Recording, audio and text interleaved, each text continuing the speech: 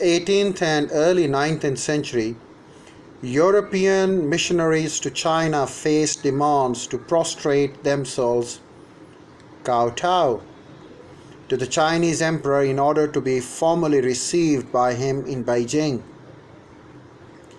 It was a humiliating practice that Europeans had not encountered since the era of Byzantium.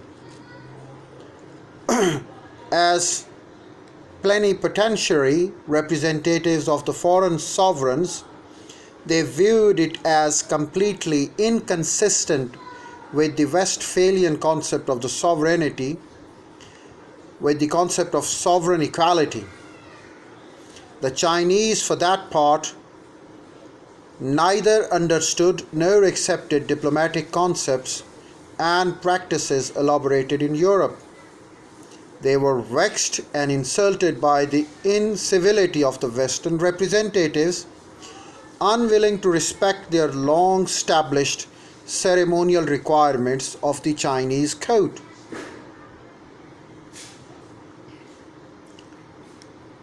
Well, in ensuing the arguments between Western and Chinese concepts of diplomatic protocol, Europeans prevailed by the force of arms.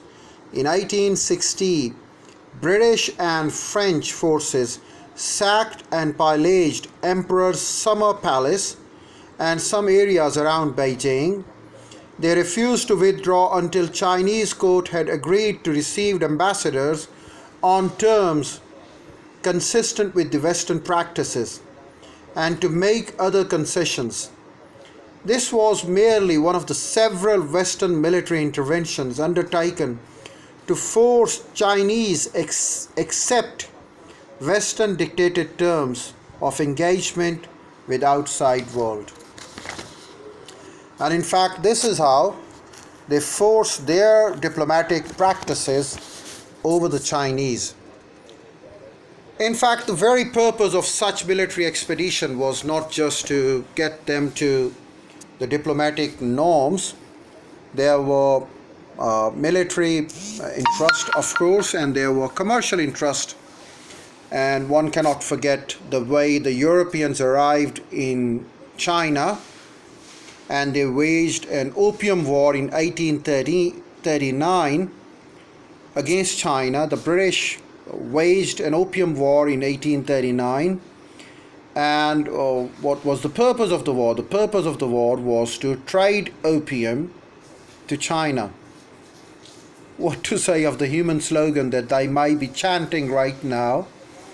Their elders in 1839 waged a war against China for the trade of opium.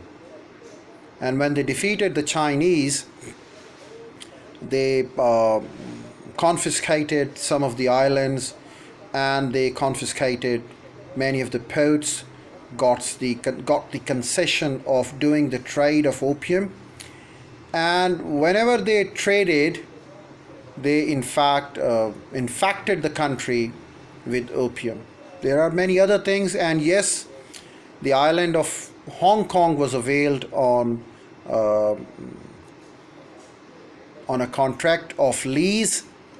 The maximum lease was that of 99 years, but Britain availed it for a period of 150 years, starting in 1839 and ending at 1989.